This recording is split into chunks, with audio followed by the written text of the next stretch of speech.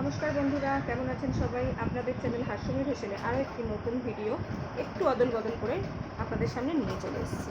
এখানে আমি কচুর শাকটা ধুয়ে রেখেছি খুব ভালো করে। কড়াটা বসিয়ে দিয়েছি গ্যাসের মধ্যে, একটু জল দিয়ে দিলাম, দিয়ে দেবো সামান্য নুন। নুনটা দিয়ে কচুর শাকগুলো আমি সিদ্ধ করে নেব। আজকে আমি বানিয়ে দেখাবো ইলিশ মাছের মাথা দিয়ে কচুর শাক। এর আগে আমি একদিন দিয়েছিলাম নিরামিষ কচুর শাক, অর্থাৎ ছোলা আর নারকেল দিয়ে। আজকে দেখাবো, বলেই দিলাম মাছের মাথা দিয়ে করছি। তো আজ আমি দিদির বাড়ি চলে এসেছি, আজ দিদির বাড়িতেই রান্নাটা করছি, তো সেটাই আপনাদেরকে শেয়ার করছি। আপনারা দেখতে থাকুন। কচুর শাকটা মোটামুটি আমার সিদ্ধ হয়ে গেছে। এখন জল ঝরিয়ে নেওয়ার জন্য অন্য একটি পাত্রে আমি রেখে থাকছি। তো খুব ভালো করে কচুর শাকের জলটা ঝরিয়ে নিতে হবে। আজকে একটু অদল বদল আমি কেন বললাম আপনারা দেখলেই বুঝতে পারবেন। কচুর শাকে আমি আজকে টমেটোটা দেবো, কারণ টমেটো সাধারণত দেয় না, কিন্তু একটু অন্যরকম দেখলাম এক্সপেরিমেন্ট করে যে কীভাবে হয় আর কি। তো যাই হোক, উপকরণগুলো রেডি করেছি। মাছ রেখেছি টমেটো কুচি, হলুদ, কাঁচা লঙ্কা, তেজপাতা, জিরে, শুকনো লঙ্কা আর নুন, চিনি সামান্য, পরিমাণ মতো যতটুকু লাগবে। কড়া বসিয়ে দিয়েছি, কড়ায় তেল দিয়েছি, তেলটা গরম হয়ে গেছে। এখন মাছের মাথাগুলো আমি ভেজে নিচ্ছি। কড়াটা একটু তেতে গেছে আর কি, যাই হোক, তাতে মাছটা ভালোই ভাজা হবে। মাছটা ভাজা হয়ে গেছে, এপিট ওপিট করা হয়ে গেছে, আমি তুলে নিলাম। এবার ওই তেলের মধ্যে আমি শুকনো লঙ্কা দুটো, তেজপাতা, জিরে, সামান্য জিরে দিয়ে দিলাম, সাদা জিরে দিয়ে একটু ভেজে নেব। এরপরে আমি অন্য উপকরণগুলো কী দেবো সেটা দেখিয়ে দিচ্ছি। সবসময় তো আমরা একই রকম খাই, তো একটু অদল বদল করে দেখি না কেমন রান্নার টেস্টটা হয়। তো তাতে খুব একটা খারাপ হয়নি, খুব ভালোই হয়েছে। আমি যেভাবে করলাম আপনারাও একবার করে দেখতে পারেন। যদি ভালো লাগে অবশ্যই আমাকে জানাবেন কমেন্ট বক্সে যে কেমন হয়েছে রান্নাটা, দেখতে কেমন হয়েছে, বা আপনারা করে খেতে কেমন হবে সেটা অবশ্যই জানাতে ভুলবেন না।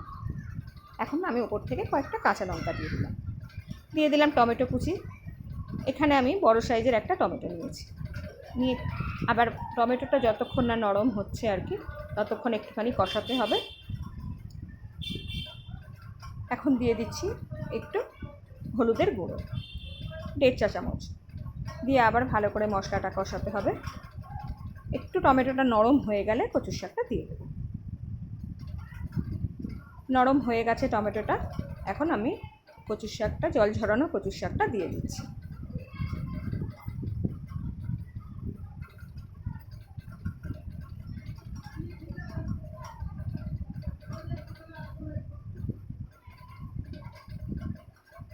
এখন আমি উল্টে পাল্টে দেব, দিয়ে ভালো করে মশলাটা যাতে কচুর শাকের মধ্যে খুব ভালো করে মিশে যায়, সেই জন্য ভালো করে মিশিয়ে নিচ্ছি।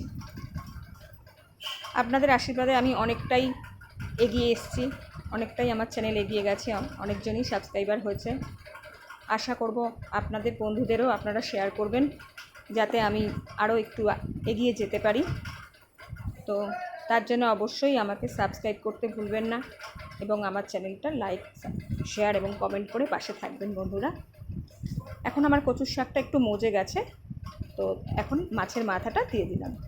আর বেশি বাকি নেই, খুব কম সময়ে রান্নাটা হয়ে যায় যদি কচুর শাকটা ভালো করে সিদ্ধ করে নেওয়া যায়। তো খুব ভালো করে মিশিয়ে নেওয়া হয়েছে, কষানো হয়ে গেছে আমার, একদম মানে মাখা মাখা টাইপের হয়ে গেছে। এখন আমি ওপর থেকে নুন দিয়ে দিলাম খানিকটা। কচুর শাকটা যখন সিদ্ধ করেছি তখন তো নুন দিয়েছি, আবার একটু নুন দিলাম। আপনারা আমি মিষ্টি দেব, আপনারা যদি যেমন মানে মিষ্টি ব্যবহার ভালোবাসেন সেই রকম অনুযায়ী আপনারা দেবেন। আমাদের তো একটু রান্নায় মিষ্টি লাগে, তো আমরা অল্প সামান্য আমি মিষ্টি দিয়েছি। এখন খুব ভালো করে মিশিয়ে নিলাম। একটু নুন কম হয়েছিল, তাই আর একটু নুন দিয়ে দিলাম।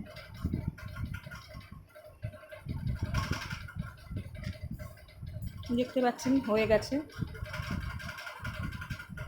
এখন এটা গরম ভাতের সাথে পরিবেশন করে আপনাদের দেখাবো।